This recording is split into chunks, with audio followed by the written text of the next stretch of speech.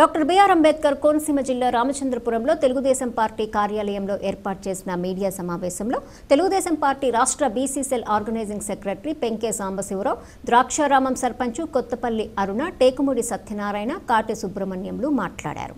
వైఎస్ఆర్సీపీ నియోజకవర్గ ఇన్ఛార్జి పిల్లి సూర్యప్రకాష్ మంత్రి సుభాష్పై నిరాధారమైన ఆరోపణలు చేస్తున్నారని అన్నారు. పేద ప్రజల ఆరాధ్యుడిగా నియోజకవర్గ ప్రజల సంక్షేమం కోసం ప్రభుత్వ పరంగానే కాకుండా వ్యక్తిగతంగా లక్షలాది రూపాయలు వెచ్చించి ప్రజల కష్టసుఖాల్లో ఆర్థికంగా, మానసికంగా నిత్యం భరోసా ఇస్తున్న మంత్రిపై అవినీతి ఆరోపణలు చేయటం సరికాదని అన్నారు. తన సొంత నిధులు హెచ్చించి అనేక జాబ్ మేళాలు నిర్వహించి నిరుద్యోగులకు ఉద్యోగ అవకాశాలు కల్పిస్తున్నారని అన్నారు. పేద విద్యార్థులను దత్తత తీసుకుని ఉన్నత చదువులు చదివించడం వంటి కార్యక్రమాలు చేస్తున్నారని గుర్తు చేశారు. ప్రతి ఇంటికి చేరవేయడానికి వ్యాన్లో వాళ్ళని రద్దు చేసి మళ్ళీ పాత వ్యవస్థనే పాత డీలర్లనే పెట్టారు. ఇది ఎంతవరకు సబ్బు, చాలామంది ప్రజలు బాధపడుతున్నారన్నారు. కానీ ఇదంతా ప్రజాభిష్టం వరకే. ఎందుకంటే అంతకుముందు నిజంగా దీన్ని ఏ ఉద్దేశంతో పెట్టారంటే చెప్పేటంటే ప్రతి ఇంటింటికి డోర్ డెలివరీ ఇవ్వాలి, ప్రతి వయసు అయిపోయిన వాళ్ళు, ముసలోళ్ళు, వాళ్ళ అందరికీ ఇంటింటికి ఇవ్వాలన్న ఉద్దేశంతో పెట్టారు. కానీ ఏంటంటే అది చివరికి ఏమైపోయిందంటే అండి, ప్రతి ఇంటికి ప్రతి సెంటర్లోని వచ్చి ఒక 15 నిమిషాలు 20 నిమిషాలు ఉండి అక్కడ ఉన్న వాళ్ళు తీసుకునే వాళ్ళు ఉంటే తీసుకోవడం, మిగతా వాళ్ళు వెళ్ళిపోవడం. అప్పుడు ఆ సమయానికి ఆ మిగతాది ఏమన్నా ఉంటే వీళ్ళు బ్లాక్ మార్కెట్లో అమ్ముకోవడం. అటువంటి విషయాల్లో ఈ చాలామంది కూడా సస్పెండ్ చేయటం, వాళ్ళని రద్దు చేయడం కూడా జరిగింది. ఎందుకంటే ఇది ప్రజలకి ఇప్పుడు వాళ్ళు వచ్చేటప్పటికి డబ్బులు చూసుకోవాలి, వాళ్ళు వచ్చేటప్పటికి మనుషులు చూసుకోవాలి, మనుషులు ఉండాలి. ఇవన్నీ చూసుకోకుండా వాళ్ళు వచ్చే సమయానికి కొంతమందికి డబ్బులు ఉండకపోవచ్చు, కొంతమంది ఊళ్ళో లేకపోవచ్చు, కొంతమంది పనులకు వెళ్ళవచ్చు. ఈ సరుకంతా ఇవ్వకుండా ఎగదబ్బడానికి అనే ఉద్దేశంతో ఆ వ్యవస్థను పెట్టి వాళ్ళ యొక్క కార్యకర్తలందరినీ కూడా బాగుపరచడానికి, పెద్దలను చేయడానికి చేసిన ప్రక్రియ తప్ప ఇది ప్రజలకే ఉపయోగపడేది కాదని, ఇది ప్రజాభిష్టం మేరకే నారా చంద్రబాబు నాయుడు గారు ఇదంతా ప్రజల యొక్క నిర్ణయంతో ఈరోజు పాత వ్యవస్థనే కొనసాగించి, ఎందుకంటే ప్రతి నెల అక్కడ నెలంతా కూడా ఎప్పుడు డబ్బులు ఉంటే అప్పుడు చూసుకుని, ఎప్పుడు సమయం ఉంటే ఆ సమయంలో ఇచ్చుకోవాలన్న ఉద్దేశంతో నిర్ణయం చేశారు. ధన్యవాదాలు తెలియజేసుకుంటూ ఈరోజు ఈ యొక్క రామచంద్రపురం నియోజకవర్గ వైసీపీ ఇన్ఛార్జ్ అయినటువంటి పిల్లి సూర్యప్రకాష్ గారు మరి ఒక ప్రెస్ మీట్ పెట్టడం జరిగింది. ఏదో ఆర్డీఓ గారికి రిప్రజెంటేషన్ ఇవ్వడం జరిగింది. అదేంటంటే మన యొక్క ప్రీతం నాయకులు, ఈ యొక్క రాష్ట్ర మంత్రివర్యులు సుభాష్ గారు ఇసుక అక్రమ రవాణా చేస్తున్నారు, ఇసుకనే ఒక వ్యాపారంగా మార్చుకున్నారు అని చెప్పేసి వాళ్ళ కుటుంబ సభ్యులందరూ కూడా ఇసుక దందాలు చేస్తున్నారని చెప్పడం జరిగింది. సూర్యప్రకాష్ గారు, అసలు ఇసుక దందా అనేది మొదలెట్టింది మీరు కాదా? ఈ నియోజకవర్గంలో మీరు ఈ యొక్క రామచంద్రపురం నియోజకవర్గానికి గత ఎన్నికల ముందు వైసీపీ ఇన్ఛార్జిగా ప్రకటించిన తర్వాత అంతకుముందు 4 సంవత్సరాలు సుమారు ఈ యొక్క నియోజకవర్గంలో ఇసుక అయితే ఎక్కడ తీయలేని సందర్భంలో మీరు వచ్చి రాగానే ఒక కోళ్ళ గ్రామానికి చెందినటువంటి ప్రసాద్ గారు అనే వ్యక్తికి ఈ యొక్క ఇసుక అక్రమ రవాణా చేయడానికి అప్పగించింది మీరు కాదా? ఆ రోజు అప్పగించిన వ్యక్తే ఈ రోజు కంటిన్యూ అవుతున్నాడు. అంటే ఆ రోజు మీరు ఇచ్చినటువంటి ఆ యొక్క సపోర్ట్తో ఆ రోజు నుంచి ఈ రోజు వరకు కూడా యథేచ్ఛగా మరి ఆయన ఆ దందా కొనసాగిస్తున్నాడు. అంటే ఆ రోజు మీరు ఈ యొక్క వ్యక్తిని, ప్రసాద్ గారు అనే వ్యక్తిని మీరు ఎంత మొత్తంలో తీసుకుని మరి యొక్క కోళ్ళ గ్రామంలో మీరు ఆ యొక్క ఇసుక తీసుకునే అవకాశం మీరు కల్పించారు. ఎన్ని కోట్లు తీసుకుని కల్పించారు, ఎన్ని లక్షలు తీసుకుని కల్పించారు. మీరు ప్రారంభించింది కాదా? అది మీరు ప్రారంభించింది కంటిన్యూ అవుతుంది తప్ప ఈ యొక్క సుభాష్ గారికి కానీ వారి కుటుంబ సభ్యులకు కానీ ఎవరికి ఏ విధంగా ప్రమేయం లేదు. మీకు సందర్భంగా తెలియజేసుకున్నా, మీకు దమ్ముంటే, మీకు చిత్తశుద్ధి ఉంటే మీరు ఏమైనా నిరూపించగలరా?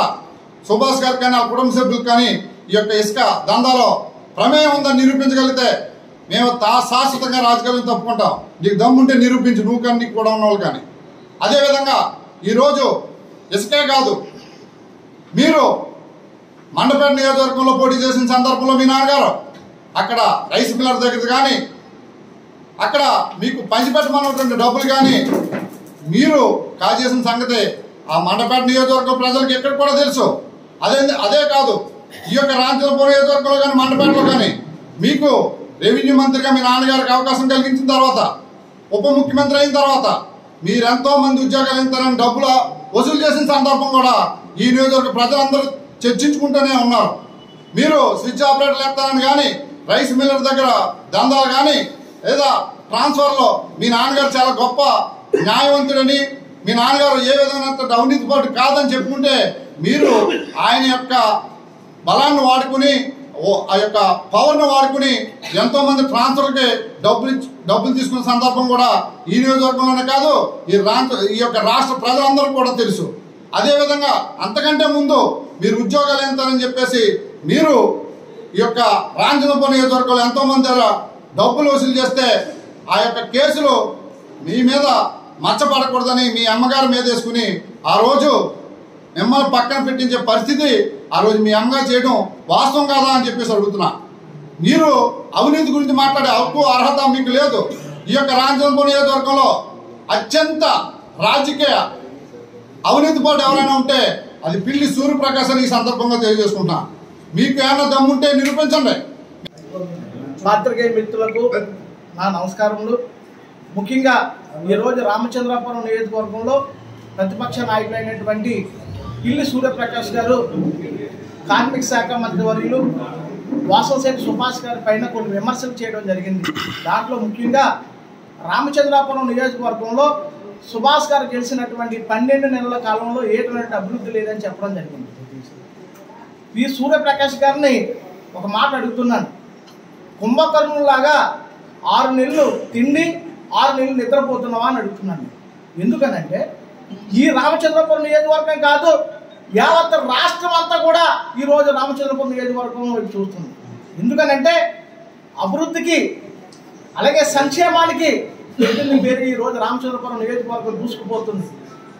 ఈరోజు మరి ఒక పారిశ్రామిక హబ్ అనేటువంటి దాన్ని ఏర్పాటు చేసి ఈ రామచంద్రపురం నియోజకవర్గంలో యువతరందరూ కూడా పారిశ్రామికవేత్తలుగా చేయడానికి వాసంశెట్టి సుభాష్ గారు పనిచేస్తూ ఉన్నారు. మరి 12 నెలల క్రితం ఈ రామచంద్రపురం నియోజకవర్గంలో చూస్తే రోడ్లన్నీ కూడా చాలా అధ్వానంగా ఉండేటువంటి పరిస్థితి. అసలు వైఎస్ఆర్ పార్టీ ఏ రోజు అభివృద్ధి గురించి సంక్షేమం గురించి మాట్లాడడం తప్ప ఎక్కడో అమలు చేసింది? ఈరోజు రోడ్లు చూడండి. ఉదాహరణకు కేగంగవరం మండలం ఈ రామచంద్రపురం నియోజకవర్గంలో చాలా చివరి ప్రాంతం. ముఖ్యంగా అక్కడ రాజవారి అనేటువంటి గ్రామం ఉంటుంది. ఆ రాజవారి అనేటువంటి గ్రామానికి స్వాతంత్రం వచ్చినప్పటి నుంచి ఇప్పటికి కూడా రోడ్డు అనేటువంటిది లేదు, సరైనటువంటి రోడ్ లేదు. ఎవరేసినా సరే కంకర వేయడం మందులు వేయడం తప్ప తార్ రోడ్డు అనేటువంటిది లేదు. అటువంటి రోడ్డుకి ఈరోజు మరి వాసంశెట్టి సుభాష్ గారు ₹1 కోటి శాంక్షన్ చేయించి ఈ రోజు అప్పుడే పని మొదలుపెట్టేటువంటి పరిస్థితి.